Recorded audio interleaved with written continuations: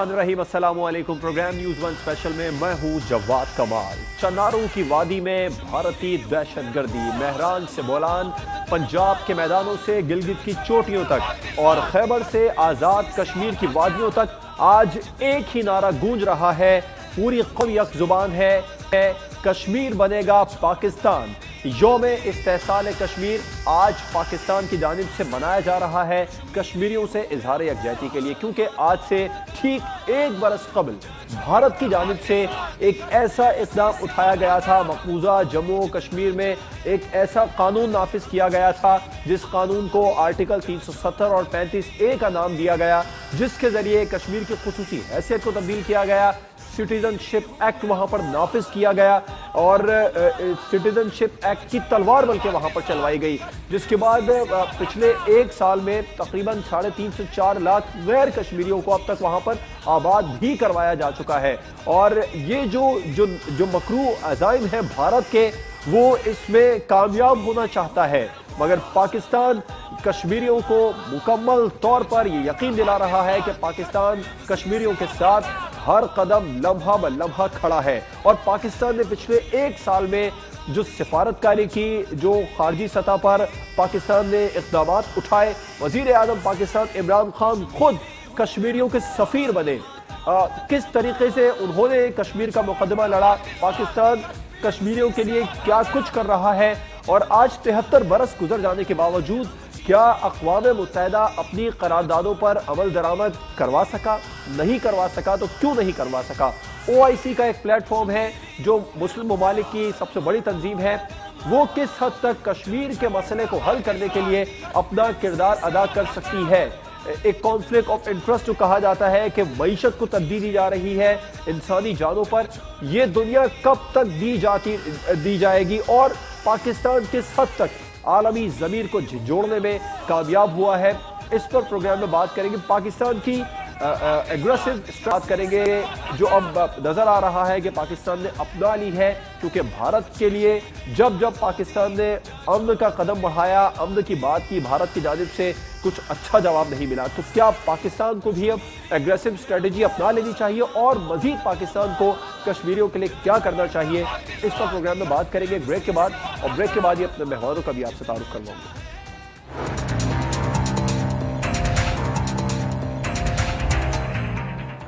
Welcome back. اپنے مہمانوں کو آپ سے تعارف کرواؤں گا۔ کشمیر کے حوالے سے کچھ اہم مہمان آج ہمارے ساتھ پروگرام میں موجود ہیں۔ علی رضا سید صاحب نے ہمیں اسکائپ پر جوائن کیا ہے، آپ چیئرمین کشمیر کونسل EU ہیں، آپ کا بہت بہت شکریہ سر اپنا قیمتی وقت نکالنے کے لیے۔ غزالہ حبیب خان صاحبہ نے بھی ہمیں اسکائپ پر جوائن کیا ہے، آپ chairperson friends of Kashmir America ہیں، آپ کا بھی بہت بہت شکریہ۔ اور سینئر تجزیہ کار سربراہ تحریک جوانان پاکستان و کشمیر عبداللہ حمید گل صاحب نے بھی ہمیں ٹیلی فون لائن پر جوائن کیا ہے، آپ تینوں مہمانوں کا بہت بہت شکریہ۔ میں آغاز کرنا چاہوں گا علی رضا سید صاحب آپ سے۔ پاکستان کی کل ملا کر 73 سالہ تو ایک کوشش ہے، جدوجہد ہے، لیکن پچھلے ایک سال میں پاکستان نے جو کاوشیں کی ہیں سفارتی سطح پر، خارجی سطح پر، آپ کس طرح دیکھتے ہیں؟ بہت شکریہ آپ کا۔ دیکھیں، میں سمجھتا پاکستان ہمیشہ سے 72 ایئر سے ان کی پاکستانی عوام ساتھ کھڑی ہے، پاکستان کی ہر حکومت نے کوشش کی ہے۔ یہ جو اس وقت ایک سال ہوا ہے، اس سال میں پرائم منسٹر عمران خان صاحب نے یونائٹڈ نیشن میں جا کے اور باقی بہت سے اقدامات کیے، اور لیکن بدقسمتی سے اگر آپ دیکھیں کہ ایک سال میں ہم نے کیا پایا ہے، تو وہ چیزیں ہمیں نظر نہیں آ رہی جس طرح آنی چاہیے تھی۔ کشمیری جو مقبوضہ کشمیر کے اندر ہمارے بہن بھائی سفر کر رہے ہیں، ان کی سفرنگ اتنی بڑھ چکی ہے کہ ان میں نا امیدی پیدا نہ ہو، ان کی امیدیں تبھی وہ قائم رہیں گی کہ اگر ہم پریکٹیکل کوئی اسٹیپ لیں۔ دیکھیں، اس وقت ہے بھارت کے خلاف اور خاص کر مودی سرکار کے خلاف ایک ماحول بنا ہوا ہے پوری دنیا میں۔ اگر یورپ کی بات کروں تو یورپ میں مودی سرکار کو بالکل فار رائٹ پارٹی کے طور پہ لیا جاتا ہے کہ یہ ایکسٹریمسٹ ویو کی جماعت ہے، اور یہ بھارت کو اسی راستے پہ لے کے جا رہے ہیں جس راستے پہ یہاں کے اس وقت کے نازی ہٹلر نے جرمنی کو لے کے گیا تھا۔ تو اس کے بعد یورپ نے ایک تباہی دیکھی تھی۔ یہ سمجھتے ہیں کہ اگر مودی سرکار اسی راستے پہ چلتے رہے جس طریقے سے انہوں نے سٹیزن شپ ایکٹ کے بارے میں بات کی, انہوں نے مقبوضہ کشمیر کے اندر آرٹیکل 370 اور 35A کو ختم کیا. دیکھیں 370 جو آرٹیکل ہے اس کی بنیاد کیا تھی؟ اصل میں جو انسٹرومنٹ آف ٹیکسیشن بھارت نے سائن کیا تھا مہاراجہ کے ساتھ, جسے کشمیریوں نے کبھی نہیں مانا کیونکہ وہ کشمیری عوام کی خواہشات کے خلاف تھا. لیکن اسی بیس کو, جس بیس پہ بھارت یونائٹڈ نیشن میں گیا, بھارت نے عالمی برادری سے مدد مانگی, UN کے ریزولوشن پاس ہوئے, اسی بیس کو بھارت نے 5 اگست 2019 کو ختم کر دیا. تو اس کا مطلب یہ ہوا کہ کشمیر, ریاست جموں و کشمیر 1947 والی پوزیشن پہ واپس آ گئی. اور اس وقت جو بھارتی افواج وہاں موجود ہیں وہ انلیگل آکوپیشن فورسز ہے, by legal means, by international law. تو لیکن ہمارے پاس بہت سارے اس وقت لیگل آرگومنٹ بھی ہیں جی. جو ماحول دنیا کا بن رہا ہے وہ بھی مودی سرکار کے خلاف ہے. تو ہمیں چاہیے کہ ہمیں عالمی برادری, خاص کر جو UN سیکیورٹی کونسل کے ممبران ہیں, اس کے علاوہ جو اکنامک پاورز ہیں, یورپین یونین ہوگی, میں واپس آؤں گا UN کا کردار کیا ہے اور کیا ہونا چاہیے. عبداللہ حمید گل صاحب, علی رضا سید صاحب کہہ رہے ہیں ایک ماحول بنا ہوا ہے, پاکستان کا کتنا کردار ہے اس ماحول کو بنانے میں؟ کیونکہ پچھلے 1 سال میں خاص طور پر ہر فورم پر پاکستان نے اس معاملے کو اٹھایا. کرونا وائرس آ گیا جس کی وجہ سے کچھ تعطل آ گیا, لیکن پھر بھی ٹیلیفونک رابطے وزیر خارجہ شاہ محمود قریشی صاحب نے کیے, سفارتی سطح پر بھی پاکستان نے اس معاملے کو بہت زیادہ اٹھایا. تو پاکستان کا کس حد تک رول ہے یہ ماحول بنانے میں جو اس وقت انڈیا کے خلاف بنا ہے؟ بسم اللہ الرحمن الرحیم. شکریہ آپ کا جواد کمال صاحب. میں علی رضا صاحب کی بات سن رہا تھا اور یقیناً پاکستان نے کردار تو ادا کیا ہے, لیکن پاکستانی قوم نے, سوشل میڈیا نے, آپ جیسے لوگوں نے بہت بڑا کردار ادا کیا. اور ساتھ ہی ساتھ میں سب سے زیادہ جو خراج تحسین پیش کرنا چاہوں گا, undoubtedly without any hesitation I must accept کہ جو کشمیری جو باہر رہ رہے ہیں, ملک سے باہر مختلف ممالک میں, یورپ میں, امریکہ میں, کینیڈا میں, وہ جب سڑکوں پہ نکلے تو انہوں نے جو دوسری کمیونٹیز تھیں ان تک اپنا پیغام پہنچایا. اس میں ان کا بہت بڑا کردار تھا. جہاں تک کشمیر کے اوپر پہلے کی بات ہے تو آپ کو یاد ہوگا کہ نواز شریف صاحب کے زمانے میں بھی 22 کمیٹیاں جو تھی وہ مختلف ممالک کا دورہ کر کے آئی تھیں, لیکن اس کے بعد کیا حاصل ہوا؟ اصل بات تو یہ ہے کہ جو میں ایک اس سے ہٹ کے موضوع سے بات کروں گا, ابھی علی رضا صاحب نے انسٹرومنٹ آف ایکسیشن کی بات کی. دیکھیے جی, انسٹرومنٹ آف ایکسیشن جو تھا وہ کبھی بھی اس کے اوپر دستخط نہیں ہوئے تھے. نہرو جو ہے وہ ولو بھائی پٹیل چلے گئے اور جا کے جموں میں جا کے, کیونکہ سری نگر سے راجہ جو ہے وہ ان کو پتہ چلا کہ وہ آ رہے ہیں, تو وہ وہاں سے بھاگ کھڑے ہوئے, جموں میں جا کے بیٹھ گئے. وہ ولو بھائی پیچھے گئے اور اس کے بعد اندر جا کے بغیر راجہ کے باہر آئے اور ایک کاغذ لے آ دیا. اس کے بعد وہ کاغذ جو ہے کبھی بھی UN میں اس لیے نہیں پیش ہوا, آج بھی نہیں موجود. آپ میری بات کو تحقیق کر سکتے ہیں. اس کی وجہ یہ ہے کہ UN میں کوئی بھی کاغذ جو ہوتا ہے اس کے فورینزک ٹیسٹ ہوتے ہیں, اور فورینزک ٹیسٹ کے بغیر جو ہے وہ کاغذ کی کوئی حیثیت نہیں ہوتی. اس لیے instrument of succession was never signed. یہ ایلیسٹر لیم کی کتاب ہے, پروفیسر ایلیسٹر لیم کی, جس کو ایک اتھینٹک ڈاکومنٹ سمجھا جاتا ہے. اس کا نام ہے کشمیر اے ڈسپیوٹڈ لیگیسی. اس کے اندر آپ پڑھ لیں, ایسی کوئی بات نہیں ملتی. جہاں تک موجودہ حکومت کا ہے تعلق, دیکھیں ابھی جو کشمیر کے اوپر نقشے کے حوالے سے بات کی گئی, کشمیر پہ جب نقشہ پیش کیا گیا تو آپ مجھے بتائیں 1 سال کے اندر کون سی ایسی کارکردگی ہے جس کو وہ دکھاتے. اس لیے ایک نیا نقشہ بنا دیا گیا. جواد کمال صاحب آپ یہاں جانتے ہیں اور امید ہے کہ آپ یہ نقشہ ابھی ٹی وی کی اسکرین پہ دکھا رہے ہوں گے. 1980 کی دہائی میں یہ بھی تو عبداللہ حمید گل صاحب اسٹریٹجی کا ایک حصہ ہو سکتا ہے. ہم نقشہ بالکل دکھاتے ہیں اپنی ٹیلی ویژن اسکرین پر جو پاکستان کی جانب سے کل پیش کیا گیا, لیکن یہ ایک اسٹریٹجی کا حصہ بھی تو ہے. اس نقشے کو پیش کرنے کے بعد جو کل پیش کیا پاکستان کی جانب سے, آپ دیکھیں کیسا رد عمل آیا انڈیا میں. پورا سوشل میڈیا, پورا الیکٹرانک میڈیا, پورا پرنٹ میڈیا اسی پر بات کر رہا ہے.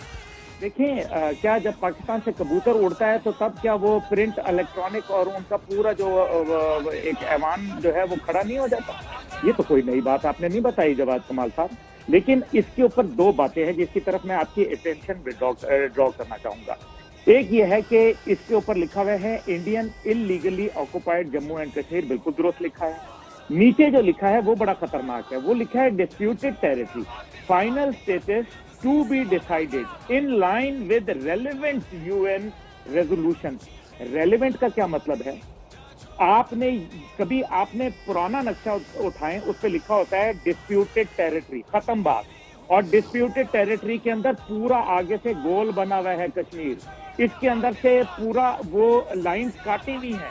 आप पुराना नक्शा को कंपेयर करें जो सर्वे जनरल ऑफ पाकिस्तान ने इशू किया है, अब्दुल्ला गुल ने, जवाद कमाल ने, या यहाँ गजाला बीबी ने, अली रजा साहब ने नहीं वो भेजा। अब ये जो नक्शा है ये तो बिल्कुल फर्क है। इसके अंदर तो हमारा जो टेरिटरी का हिस्सा है ये भी मुकम्मल नहीं है। और ये क्यों लिखा गया कि relevant UN resolution, in accordance with UN resolution क्यों नहीं लिखा गया? ये आप समझने की बात है। मैं आपको जो बात कर रहा हूँ उसके ऊपर गौर कीजिए। जहां तक ताल्लुक है कि हमने खारजा अमूर के ऊपर क्या कामयाबी हासिल की, तो क्या कश्मीर के ऊपर चले मजीद क्या करना चाहिए, मैं वापस आऊंगा। ये सवाल आपकी तरफ छोड़ता हूँ, गजाला साहिबा को भी डिस्कशन में इन्वॉल्व करते हैं। गजाला साहिबा, आप भी समझती हैं कुछ फ्लॉज हैं पाकिस्तान ने छोड़े, या फिर आप समझती हैं कि एक बेहतरीन तहरीक, बेहतरीन तौर पर मुकदमा वज़ीर आज़म पाकिस्तान इमरान खान ने कश्मीरियों को लड़ा पिछले 1 साल में?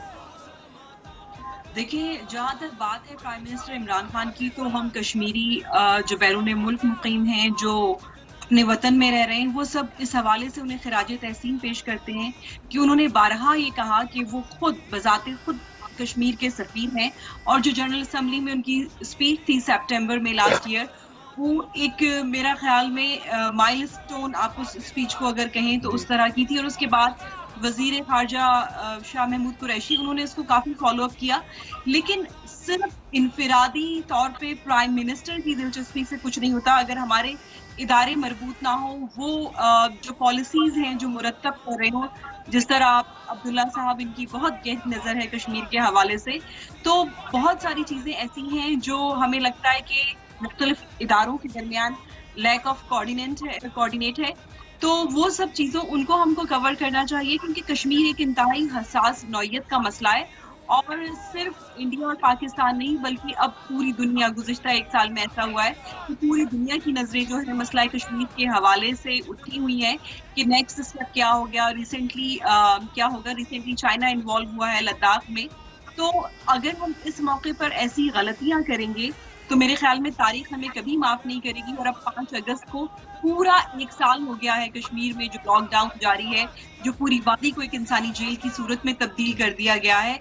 और अब इस लम्हे भी अगर हम उन कश्मीरियों के मसाइल का, आलाम का इदराक नहीं करेंगे तो हम कब करेंगे? हमारी कश्मीर कमेटी, उसकी क्या आउटपुट है? जो हमारा कश्मीर की पूरी एक मिनिस्ट्री है, अमूर कश्मीर के वजीर, उन्होंने कश्मीर के हवाले से क्या डिलीवर किया है?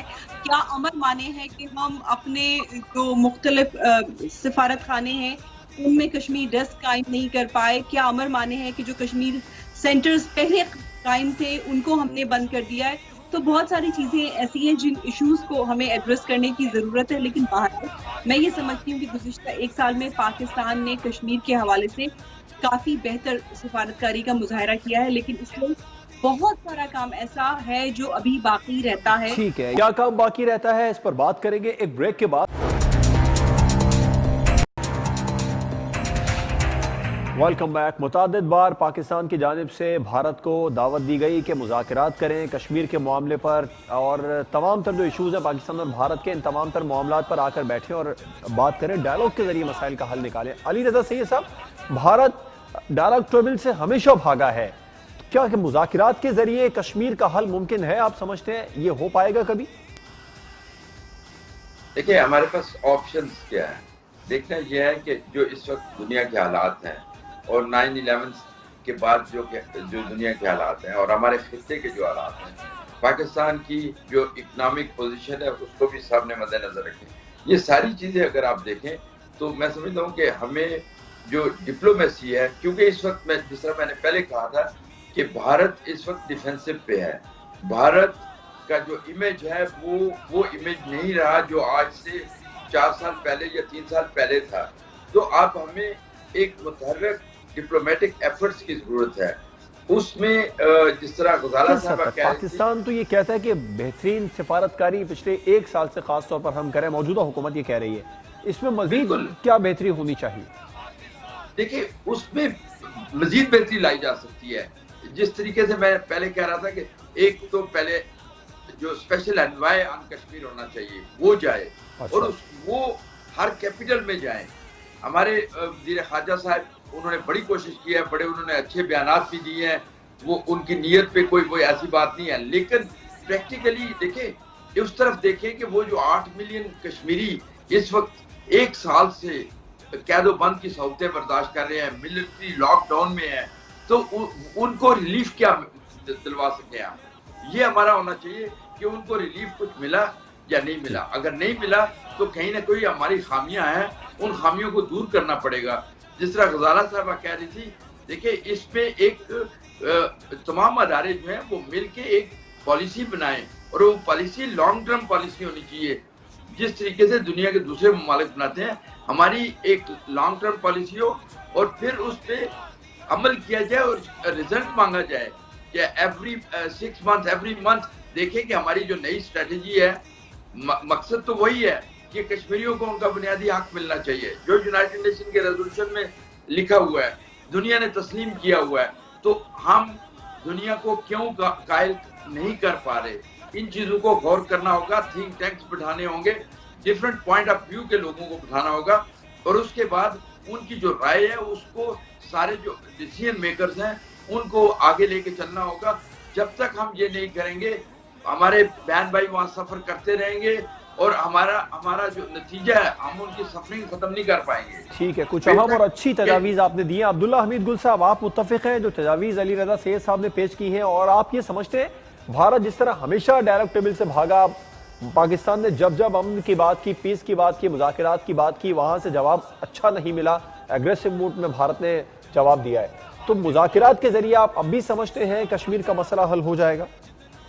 دیکھیے, بنیادی طور پہ بات یہ ہے کہ اچھا گمان رکھنے میں کوئی حرج نہیں ہوتا, لیکن مذاکرات کے ذریعے کیا آپ کا فلسطین حل ہو گیا ہے؟ کیا پچھلے 7 دہائیوں کے اندر آپ کو کشمیر پہ کوئی پیش رفت نظر آئی؟ دیکھیں, بنیادی طور پہ جو بات انہوں نے کہی ہے رضا صاحب نے, بہت اچھی بات ہے, کیونکہ انسان کو پیسمسٹک ہونا چاہیے, اس کو پازیٹیو اپروچ رکھنی چاہیے, لیکن اگر 1 سال میں بھی پالیسی نہیں بنی تو جناب پھر آپ نے بنانی ہے یا میں نے بنانی ہے؟ یہ جواد کمال صاحب کا کام ہے کہ وہ پالیسی بنائے. 1 سال گزر گیا, 1 سال میں 5000 سے زیادہ لوگ جو ہے وہ شہید کر دیے گئے, اس کا جواب کون دے گا؟ آپ یہ بتائیے نا. اور معیشت کے اوپر اگر بات کی جائے تو معیشت اگر اسٹرانگ ہوتی تو پاکستان تو پھر کبھی بھی نہ بنتا, کیونکہ پاکستان تو اس ٹائم پہ جب تھا وہ تو ببول کے کانٹوں سے جو ہے بجائے پیپر پنوں کے ببول کے کانٹے استعمال ہوا کرتے تھے. اور جب ہماری معیشت بہت اسٹرانگ تھی, ہم 1971 میں دو ہو گئے تھے. اور پھر جہاں تک بھارت کی ڈیفینسو پالیسی کی بات ہے, بھارت کہاں سے آپ کو ڈیفینسو لگ رہا ہے؟ بھارت نے جو ہے وہ تو افینس لانچ کیا ہوا ہے, وہ اس کو کیا کسی بھی دنیا کے, آپ چھوڑ دیں ہماری خارجہ پالیسی. میں یہی تو کہہ رہا ہوں کہ بھارت تو ہم نے جب امن کی بات کی وہاں سے جواب اس کے مخالف ہی ملا. بھارت تو بہت زیادہ ایگریسو موڈ میں ہے, اس نے خلیج بنگال کو آپ نے دیکھا کس طریقے سے اسلحوں سے بھر دیا ہے, لیس کر دیا ہے. ارے سر, آپ مجھے یہ بتائیے کہ بھارت نے جو ہے ابھی چین کے ساتھ جو لڑائی کی, یہ ڈیفینسو تھی یا افینسو تھی؟ اسی طریقے سے بھارت نے جو نیپال کے ساتھ اور بنگلہ دیش کے ساتھ اور جو بھوٹان کے ساتھ اور سری لنکا کے ساتھ جو کیا, یہ افینسو ہے یا ڈیفینسو ہے؟ اسی طریقے سے بھارت جو ہے رائفل منگا رہا ہے, وہ افینسو میں منگا رہا ہے یا ڈیفینسو میں لگا رہا ہے؟ وہ S-400 منگوا رہا ہے, وہ افینسو بنا رہا ہے. اسی طریقے سے بھارت دنیا کا نمبر 1 اسلحہ کا خریدار بن گیا. کیا بھارت نے یونائٹڈ نیشن کا دفتر کھولنے کی اجازت دے دی کشمیر کے اندر؟ وہ انہوں نے کہا جاؤ, ہم نہیں تمہارے اجازت دیتے, ہمارا یہ حصہ ہے. کیا بھارت نے 370 اور 35 سے ختم کیا؟ یونائٹڈ نیشن نے کچھ بولا؟ کچھ بھی نہیں بولا. کہاں سے ڈیفینسو ہیں وہ لوگ؟ دیکھیں, بات یہ نہیں ہے, بات یہ سیدھی سی چند ایک باتیں جو گزارش کر دوں, بہت امپورٹنٹ ہیں. پہلی بات یہ ہے کہ وہاں آبادیاتی نقشہ تبدیل ہو رہا ہے, اور 2021 کے اندر وہ جا کے تقریباً اس بار اپریل سے لے کے ابھی تک 4 لاکھ لوگوں کو وہ وہاں کی سٹیزن بنا چکے ہیں, جو ادھر ادھر سے بھارت سے وہ لے کے آئے ہیں لوگ. اب وہ اسی تناسب سے اگر دیکھا جائے تو 2021 کے اندر جا کے وہ تقریباً 20 لاکھ لوگوں کو سٹیزن بنا دیں گے. اسی طریقے سے لوگوں کے کاروبار وہاں ختم کر دیے گئے, لوگوں کو جیلوں میں ڈال دیا گیا, وہاں مایوسی کے سائے جو ہے وہ بڑھتے جا رہے ہیں. اسی طریقے سے وہ پالیسی اس ٹائم پہ جو بن رہی ہے پاکستان میں, غلط ہے یہ پالیسی کہ کشمیری جو ہے وہ عمل کریں اور پاکستان پالیسی بنائے. पॉलिसी कश्मीरियों को बनाना चाहिए है और पाकिस्तान अमल करें ताकि उनको पता चले। अब्दुल्ला साहब मैं आपको यहीं से कंटिन्यू करूंगा। हमें ज्वाइन किया है यासीन मलिक साहब की अहलिया कश्मीर के अहम रहनुमा मिशाल मलिक साहबा ने। बहुत शुक्रिया मिशाल मलिक साहबा अपना कीमती वक्त देने के लिए। पाकिस्तान की ओवरऑल जो 73 साल काविश है वो तो एक तरफ, तो पिछले एक साल में पाकिस्तान ने कश्मीर के लिए किया, आप किस तरह देखती हैं और आप समझती है डायलॉग के जरिए कश्मीर का हल मुमकिन है? देखिए, डायलॉग के सारे रास्ते हिंदुस्तान ने तोड़ दिए हैं और इस वक्त वहाँ पे जो सूरत हाल है वो एक नस्ल कुशी का ऑर्डर दे दिया 1 साल से, और दिन ब दिन लोगों की लाशें गिर रही हैं, मासूम निहत्ते कश्मीरियों की। और उसके साथ साथ जो इन्होंने एक रीऑक्यूपाई किया पिछले साल, पहले इनकी आर्मी थी, अब इनकी आवाम को भी वहाँ पे लोगों के घर घर कब्जा करने का ऑर्डर दे दिया है। मलकियत के राइट्स छीन रहे हैं लोगों से, उनके ओनरशिप के राइट्स, वहाँ वोटर राइट्स दिए जा रहे हैं इंडियंस को, उनके लिए कॉलोनीज कंस्ट्रक्ट की जा रही हैं। तो इसलिए बहुत ही मुश्किल घड़ी से कश्मीर की स्ट्रगल गुजर रही है। बेशक आज शोक का दिन है, मगर जब हम लोग जितने भी लोग कश्मीरी हैं, हमारी सिर्फ इस वक्त कोशिश यही है कि किसी तरीके से ये जेनोसाइड का ऑर्डर रिवर्ट बैक किया जाए और प्लेबिसिट कराया जाए, और इसके अलावा और कोई रास्ता ही नहीं रह गया। और 5 अगस्त 2019 के बाद जो पाकिस्तान ने इक़दाम किए उन्हें आप किस तरह देखती? देखिए, पाकिस्तान ने बहुत सिंबॉलिक जितने भी इक़दाम किए हैं इन दिनों के अंदर, वो बड़े इम्पोर्टेंट हैं और वो उनका एक इम्पैक्ट होता है, मैसेज आता है मकबूजा जम्मू कश्मीर के अवाम को, उनके मोरल को बढ़ाने के लिए। मगर प्रैक्टिकल जो स्टेप्स लेने हैं हमने, हम सब का फोकस उन पर होना चाहिए। सिंबॉलिक जेस्चर्स के अलावा जो इंटरनेशनली जो स्टेप्स लेने हैं, इसको हमने रिएक्टिव पॉलिसी के तहत नहीं बल्कि प्रोएक्टिव पॉलिसी के तहत हमें इस वक्त डिमांड करते हैं हम कश्मीरी कौम कि यूएन की करारदाद आए जिसके थ्रू चैलेंज किया जाए ये डेमोग्राफी को जिस तरीके से चेंज किया जा रहा है। और पॉपुलेशन आप होपफुल है कि यूएन के थ्रू ये मसला हल हो सकता है? जी, आप पुरुमीद हैं कश्मीरी के अक़वाम मुत्तहिदा मसला कश्मीर हल करवा सकता है? पिछले 73 सालों में तो करारदादों पर अमल नहीं हो सका। हमारा जहाँ पे मसला है, पुरुमीद हम अल्लाह से हैं, मायूसी कुफर है, और हिंदुस्तान की हर मुमकिन कोशिश होती है कि हम दुनिया को अपना हम हार जाएं, हम हर जगह से हार मान लें, चाहे वो यूएन हो, चाहे वो आईसीजे हो, आईसीसी हो। इस तरह होता नहीं है। कश्मीरी कौम बहुत मुनज़्ज़म है और हम कभी भी अपना राइट गिव अप नहीं करेंगे, और राइट किसी को भी नहीं गिव अप करना चाहिए, चाहे वो कमजोर विकेट पे क्यों ना हो। हम एक निहत्ती कौम लड़े, हम क्यों गिव अप करें?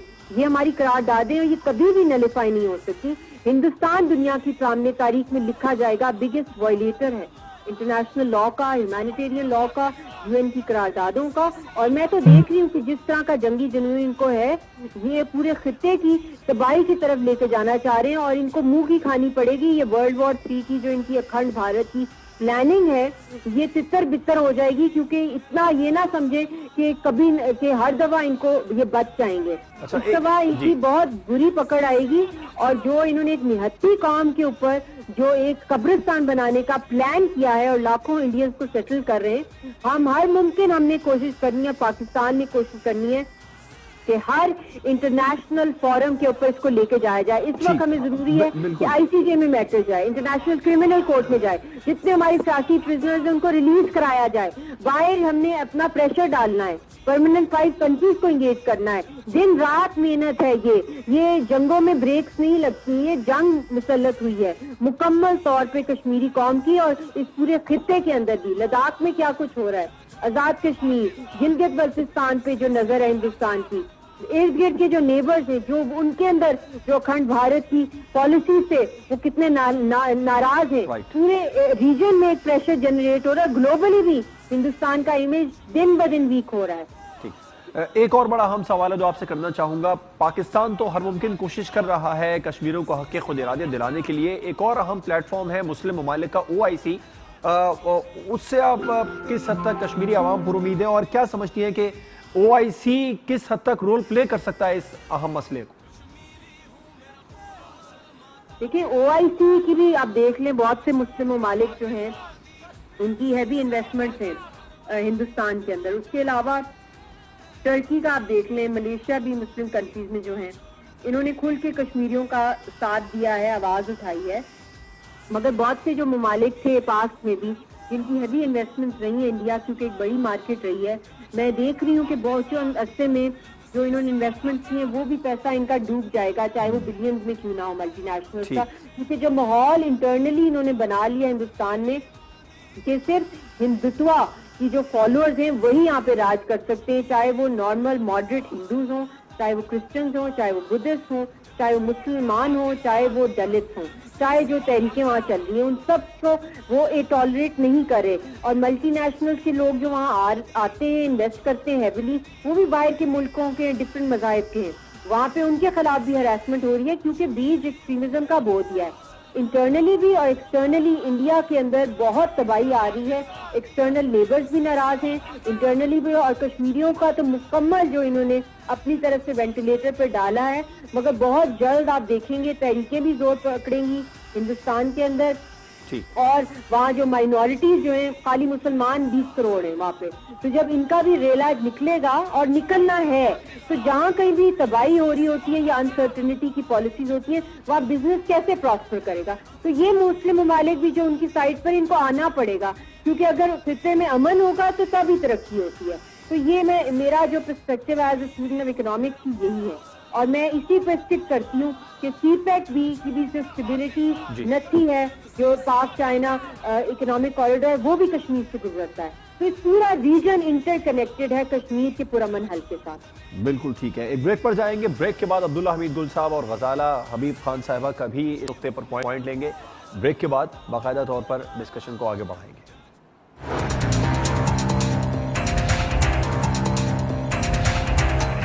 Welcome back. غزالہ حبیب خان صاحبہ, آپ کیا سمجھتی ہیں اقوام متحدہ 73 برسوں میں جو قراردادیں ہیں کشمیر کو لے کر ان پر اب تک عمل درآمد نہیں کرا سکا, تو کیا اقوام متحدہ کا پلیٹ فارم مسئلہ کشمیر حل کرا لے گا؟ دیکھیں بات یہ ہے کہ ہم نے کس طرح سے پرسو کیا اقوام متحدہ میں, جس طرح ابھی عبداللہ صاحب بات کر رہے تھے کہ کشمیر کا جو حل ہے وہ صرف مذاکرات سے ممکن نہیں ہے, اور یہی بات میری بہت اچھی دوست ہیں مشال اور فرسٹ ہینڈ وکٹم ہیں یہ, تو اگر ہم بات کریں تحریک آزادی کشمیر کے حوالے سے کہ یاسین ملک صاحب اتنے عرصے سے اسیری میں ہیں اور یہ بینگ اے سنگل مدر اپنی بیٹی کو ریس کر رہی ہیں. بالکل. تو آپ بات یہ ہے کہ ہم کس طرح سے پرسو کرتے ہیں. اگر ہمارا اتنا معذرت خوانا رویہ ہے towards to the other countries کہ ہم سوچتے ہیں کہ ہم شاید اگر کشمیر کی بات کر رہے ہیں تو ہم کوئی چوری کر رہے ہیں, ہم لوگ اتنے جھجک کے اور ڈر کے اور شرم سے بات کرتے ہیں, تو ہمیں اس رویے کو بدلنا ہوگا اور ہم نے جارحانہ جو پالیسی ہے اس کو اپنانا ہوگا. بالکل ٹھیک ہے, جارحانہ پالیسی اپنانا ہوگا. علی رضا سی صاحب, آپ متفق ہیں جارحانہ پالیسی پاکستان کو اپنانی ہوگی, اقوام متحدہ مسئلے کا حل نکال سکتا ہے یا نہیں؟ میں بالکل اتفاق کرتا ہوں جس طرح غزالہ صاحبہ نے کہا ہے, ہمیں جارحانہ پالیسی اپنانی پڑے گی, اس کے بغیر آپ کی آواز نہیں سنی جائے گی ہمیں. اور میں ساتھ یہ بھی کہتا چلوں جو میں پہلے بھی کئی دفعہ کہہ چکا ہوں کہ ہمیں اپنی غلطیوں کا اعتراف کرنا چاہیے, ہمیں دیکھنا چاہیے کس وجہ سے ہماری بات نہیں سنی جا رہی. یونائٹڈ نیشن نے, اگر آپ 72 ایئرز کے بعد آپ دیکھیں 2 رپورٹیں آئی ہیں 2018 اور 2019 میں, یہ بھی ایک بہت بڑی ڈیولپمنٹ تھی, لیکن اس کو بھی ہم آگے نہیں بڑھا سکے, اس سے بھی ہم فائدہ نہیں لے سکے.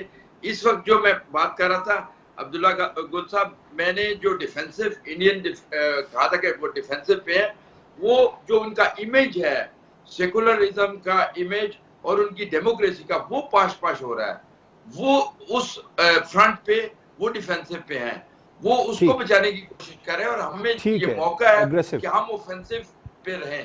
ٹھیک ہے عبداللہ صاحب, آپ سمجھتے ہیں وقت آ گیا پاکستان کو بھی ایگریسو اسٹریٹجی اب اپنا لینی چاہیے, اور اقوام متحدہ کا جو پلیٹ فارم ہے آپ سمجھتے ہیں یہ مسئلہ کشمیر کا حل نکال سکتا ہے؟ دیکھیں, جہاں تک جواد کمال صاحب اس کا تعلق ہے کہ ہمیں یونائٹڈ نیشن یا OIC یا انٹرنیشنل کمیونٹی کو اور ڈپلومیٹک ایفرٹس, تو اس میں کوئی دوسری رائے نہیں ہے کہ یہ کام کرتے رہنا چاہیے, لیکن جو بنیادی کام ہے اس کو دیکھنا چاہیے. کل آل پارٹی کانفرنس تھی, آج سارے اخباروں میں تصویریں بھی آئی ہوئی ہیں اور میں بھی اسی میں موجود تھا. پریزیڈنٹ آزاد کشمیر, میں نہیں کہہ رہا, پریزیڈنٹ آزاد کشمیر نے کہا کہ جہاد کی واحد آپشن ہے, یہ انہوں نے کہا. دوسری بات جو وہاں اس میں ہوئی وہ یہ کہا گیا کہ کشمیر ہائی وے جو ہے اس کا نام نہیں تبدیل کرنا چاہیے. اس کی وجہ یہ ہے کہ سری نگر تو ایک اس کا حصہ ہے. اس طرح سے پھر جموں اور لداخ کا کیا ہوگا؟ لداخ میں کل تک مسلمان اس میں میجورٹی میں تھے, لیکن ڈیموگرافک چینجز کرنے کے بعد اس کے اندر مسلمانوں کو اقلیت میں کر دیا گیا. تو سری نگر میں کیونکہ زیادہ لوگ ہیں اس وجہ سے یہ جو نقشہ ہے آپ کو یہ پورا نہیں نظر آ رہا. اور جہاں تک علی رضا صاحب نے کہا، میں بہت احترام کرتا ہوں، معذرت چاہتا ہوں کہ اگر ان کو میری بات سے کوئی دکھ ہوا ہو، لیکن وہ صحیح کہہ رہے ہیں، وہ یہ بالکل صحیح کہہ رہے ہیں کہ جو ہمیں کام کرنا چاہیے. میں ان سے اتفاق کرتا ہوں کہ انڈیا کا وہ چہرہ جو ہے وہ یقیناً مکروہ چہرہ جو ہے وہ سامنے آیا ہے. لیکن آپ کو میں بتاؤں جواد صاحب، کیونکہ آپ جانتے ہیں کہ میرا ایک ڈپلومیٹک سرکل میں پاکستان اور انٹرنیشنل ایک بہت اچھا روابط ہے، ہائیسٹ لیول کے اوپر ہیں. یقین مانیے کہ ڈپلومیٹس آپ کے اوپر ہنس رہے ہیں. وہ یہ کہہ رہے ہیں کہ ایک سوال پوچھتے ہیں کہ how important is Kashmir to you, Kashmir کے لیے آپ کیا جنگ کرنے کے لیے تیار ہیں؟ اینڈ دین دے سے کہ mister Gul people are not going. بالکل ٹھیک ہے، آپ کا پوائنٹ آیا. معذرت کے ساتھ وقت کم ہے، آپ یقیناً یہی کہنا چاہ رہے ہیں کہ پاکستان کو بھی اب ایگریسو اسٹریٹجی اپنا لینی چاہیے. عبداللہ حمید گل صاحب، غزالہ حبیب خان صاحبہ، علی رضا سید صاحب ہمارے ساتھ پروگرام میں موجود تھے. آپ تینوں مہمانوں کا بہت شکریہ. مشال ملک صاحبہ نے بھی خصوصی طور پر پروگرام میں شرکت کی، آپ کا بھی بہت شکریہ. پروگرام آپ نے دیکھا ناظرین، کشمیریوں کی طرف زور پر پکڑ رہی ہے اور وہ دن دور نہیں ہے جب انشاءاللہ کشمیر آزاد ہوگا اور اپنے فیصلے خود کرے گا. اجازت دیجیے، اللہ حافظ.